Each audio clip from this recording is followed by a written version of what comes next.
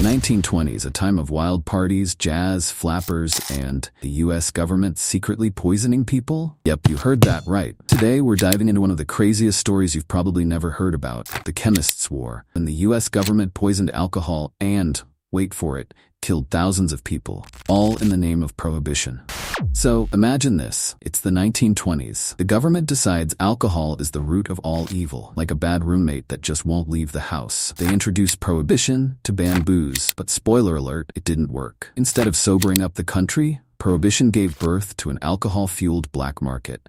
Illegal bars, smuggling rings, and more bathtub gin than you can imagine. The American people weren't giving up their booze that easily. Here's where things get dark. The government, frustrated that people wouldn't stop drinking, came up with an idea. Not a great idea, a terrible one. Industrial alcohol, used in factories to make things like paint and solvents, was being repurposed by bootleggers. They'd clean it up and make it drinkable. And the government's solution to this? Simple. Poison the alcohol. That'll teach them. What could go wrong? Spoiler, a lot went wrong. They ordered manufacturers to add things like methanol, a chemical used in antifreeze, mind you, to the industrial alcohol. And if you thought a hangover was bad, imagine drinking antifreeze. You're not waking up from that. And what was the government's reaction? Well, some of them basically shrugged and said, serves them right for breaking the law. Talk about overkill, literally. But here's the thing. Instead of stopping people from drinking, this only made the public more outraged. People didn't want to die just for a drink. Well, I mean, unless it was some really good whiskey, but still.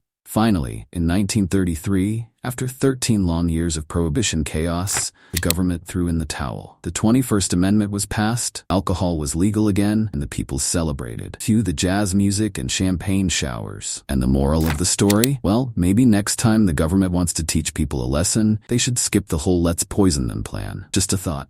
So, there you have it, a crazy, twisted chapter in American history where the government poisoned its own people in the name of sobriety. If you enjoyed this dive into the wild side of history, hit that like button, subscribe for more mind-blowing stories, and let us know in the comments, what's your favorite Prohibition-era cocktail? You know, now that it's safe to drink again, stay thirsty, but maybe not for government-made cocktails.